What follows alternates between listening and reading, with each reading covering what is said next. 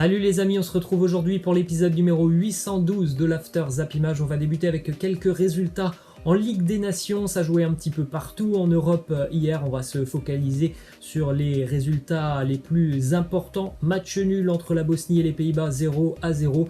L'après Ronald Koeman démarre plutôt timidement pour la sélection des Pays-Bas. Match nul entre la Pologne et l'Italie, 0-0. L'Angleterre a renversé la Belgique 2-1. Pourtant, c'est Romelu Lukaku qui avait ouvert le score pour les Belges sur penalty. Victoire du Danemark en Islande 3-0. Une victoire aussi importante dans le groupe de l'équipe de France. Le futur adversaire des Bleus, la Croatie, a marqué ses 3 premiers points en s'imposant face à la Suède de 2-1. À noter le match nul entre la Russie et la Turquie, 1-1. La défaite de la Serbie à domicile face à la Hongrie, 1-0.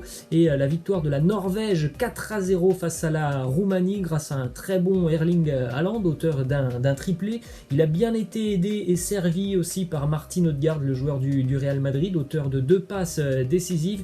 Il y a des liens qui se créent, on voit une très belle entente du côté de la Norvège entre ces deux pépites. Il y a une nouvelle génération de joueurs du côté de la Norvège qui est assez prometteuse. L'objectif évidemment pour la sélection norvégienne, ça sera de se montrer sur la scène internationale. Pourquoi pas la Coupe du Monde 2022. On rappelle que la Norvège a été éliminée de la course à l'Euro il y a même pas une semaine après avoir perdu un match de barrage. Les statistiques pour Erling Haaland sur ses 48 derniers matchs, toutes compétitions confondues, que ça soit en club ou en sélection, c'est 51 buts marqués pour le géant norvégien. Ce sont des statistiques absolument incroyable. Ensuite, le résultat de l'équipe de France. Les Bleus recevaient le Portugal hier. Ça s'est terminé sur un score nul et vierge de 0-0. Un match très fermé avec peu d'occasions durant ces 90 minutes. Pour ceux qui veulent un avis beaucoup plus détaillé sur le match, il y a le débrief qui défile juste au-dessus de moi. On va parler de quelques petites déclarations de certains joueurs autour de ce match. Premièrement, Antoine Griezmann qui a tenu à s'excuser auprès de Kylian Mbappé. Il nous dit c'est un nouveau système qu'on essaye de mettre en place. J'essaye de trouver Kylian, on essaye de se trouver. Il y a eu 2 occasions où j'aurais pu le trouver, mais où j'ai choisi un autre joueur. Il faut essayer de travailler là-dessus et de s'améliorer. Il est vrai que Griezmann a fait parfois en deuxième mi-temps des choix un petit peu bizarres et des choix qui n'étaient pas positifs, des ballons perdus. Il y avait des 1-2, il me semble beaucoup plus intéressant à négocier avec pourquoi pas Mbappé, et il choisissait une autre option et souvent cette option s'avérait être une mauvaise idée. Ensuite, une déclaration d'Adrien Rabiot qui nous dit offensivement on a joué avec le frein. Bon, moi, je pense que personne ne va le contredire. On s'est quand même beaucoup ennuyé durant ce match. On enchaîne avec une déclaration de Didier Deschamps, le sélectionneur de l'équipe de France, qui nous dit je m'attendais à ce type de match face à une telle équipe compacte. On a eu un bon équilibre, mais on doit être beaucoup plus dangereux offensivement. C'est un match statique, très verrouillé, avec peu d'occasions des deux côtés. Le sélectionneur du Portugal, Fernando Santos, a tenu un petit peu le même genre de discours. Il a dit que lui aussi, il avait été un petit peu déçu que ce match soit beaucoup trop fermé. Une statistique pour Cristiano Ronaldo, une statistique assez intéressante et qui doit être très rare dans le monde du football. L'équipe de France est la sélection que Cristiano Ronaldo a le plus affronté sans jamais marquer le moindre but. 5 matchs pour Ronaldo face aux Bleus, toujours pas de but marqué. C'est quand même une statistique assez incroyable quand on sait que Ronaldo est capable de marquer contre tout le monde. Et bien il n'a jamais marqué face à la France en 5 matchs. Ensuite, on a une petite info qui concerne le sélectionneur du Portugal, Fernando Santos. Hier, il est devenu le sélectionneur avec le plus de matchs dirigés du côté du Portugal. Il avait débuté avec la Seleção il y a 6 ans, c'était face à l'équipe de France, et on le rappelle, il y a 4 ans, il avait remporté l'Euro face à l'équipe de France. Il a donc dépassé le record de Luis Felipe Scolari face à l'équipe de France. Il a une histoire avec la sélection portugaise qui est quand même étroitement liée au match face aux Bleus. Ensuite, petite info qui concerne Kylian Mbappé. Il est le joueur préféré des supporters français d'après un sondage réalisé par RTL. L'attaquant du Paris Saint-Germain récolte 52% des votes. Antoine Griezmann et Hugo Lloris se retrouvent aussi sur le podium de ce classement. Une déclaration d'Oussem Aouar qui ne concerne pas l'équipe de France mais plutôt l'Olympique Lyonnais. Il nous dit ce n'était pas forcément Arsenal ou rien d'autre, même si à la fin c'était à peu près ça. Forcément il a fallu faire un choix et je suis satisfait de rester du côté de Lyon. Donc oui, évidemment on l'avait compris, il n'a pas pu tout simplement avoir les propositions qu'il espérait, surtout sur la fin du mercato, où c'est Mawar qui peut-être s'attendait à avoir Manchester City ou pourquoi pas la Juve. Et bien sur les derniers jours, il y avait qu'une équipe qui semblait être très intéressée, c'était plutôt Arsenal. Ensuite, on a une déclaration de Memphis qui nous dit « J'ai trouvé regrettable d'avoir joué beaucoup moins de minutes avec l'Olympique Lyonnais ces dernières semaines. J'ai marqué 4 buts en 6 matchs.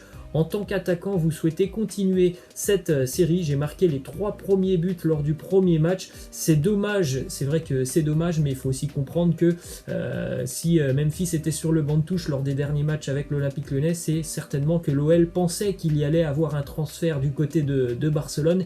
Et il fallait évidemment pas que le joueur se blesse. Donc à mon avis, Memphis va très vite revenir dans le 11 titulaire de Rudy Garcia. On poursuit du côté de Paris avec une déclaration de Edinson Cavani qui s'exprime sur son futur retour du côté du parc. Il nous dit « Ce sera une sensation formidable, une très belle expérience. C'est quelque chose dont je suis très heureux. Ça sera vraiment magique de revoir Cavani du côté de Paris. Après, évidemment, ça se fera sans supporters ou peut-être avec 1000 ou 5000 spectateurs. Mais évidemment, le parc ne sera pas plein et ça, c'est vraiment dommage. Ensuite, on enchaîne avec une déclaration de Sofiane Bouffal sur son retour en Ligue 1 du côté d'Angers. Il nous dit « Un retour aux sources, c'est toujours bon. J'ai de très bons souvenirs ici. De revenir là où tout a commencé pour moi, ça me fait énormément plaisir. C'est l'amour du président, du coach, du staff et des gens du club qui m'ont fait revenir à Angers. On espère vraiment que Bouffal pourra retrouver la confiance du côté du SCO, lui qui a vraiment perdu, je trouve, quelques années en s'échappant un petit peu trop tôt peut-être du championnat de France.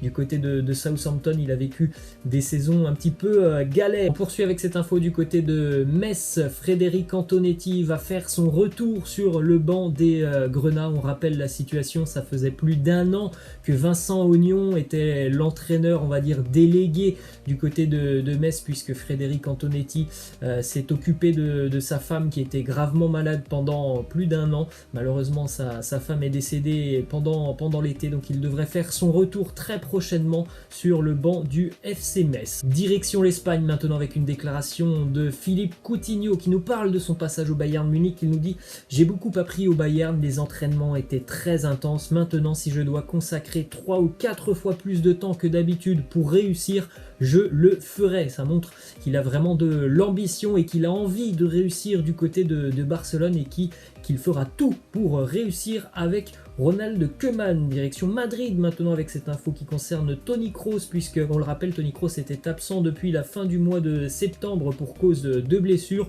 On l'a vu rejouer avec la sélection allemande face à l'Ukraine, donc normalement pas de problème. Toni Kroos devrait faire son retour dans le 11 de Zinedine Zidane pour le prochain match du Real face au promu Cadiz. Ensuite, on enchaîne avec une petite info qui concerne Zinedine Zidane. C'est son ex-préparateur physique, l'un de ses associés au Real, qui nous parle. Il nous dit « Zidane a une obsession pour la préparation physique qui lui vient de son passage en Italie. Il n'est pas trop préoccupé par les approches tactiques, mais plus par l'organisation et la solidarité de ses joueurs. » On poursuit du côté de Madrid avec une déclaration de Luka Modric qui envoie un petit message à la direction madrilène. Il demande tout simplement à rester du côté du Real. Il nous dit « J'accepte ce que dira le Real, mais je veux rester. » On rappelle, fin de contrat dans moins d'1 an pour Luka Modric. Lui aimerait terminer sa carrière du côté de Madrid. Ensuite, quelques déclarations en Angleterre déjà. C'est James Rodriguez qui nous dit « Aujourd'hui, tout le monde joue en 4-4-2 ou 4-3-3. Tous les jeunes veulent devenir numéro 10 parce qu'il n'en existe plus vraiment. Plus personne ne joue avec des meneurs de jeu. Maintenant, ils ne veulent que des joueurs rapides qui ont des qualités en 1 contre 1. Oui, c'est le football moderne qui veut ça. Le poste de numéro 10, comme on l'a connu il y a 15 ou 20 ans, c'est plus du tout le même maintenant. Ensuite, autre déclaration, c'est Kai Havertz qui nous dit « La Première Ligue, c'est beaucoup plus intense que la Bundesliga. Je l'ai remarqué lors de mes premiers matchs. C'est un championnat complètement différent. Les matchs sont épuisants.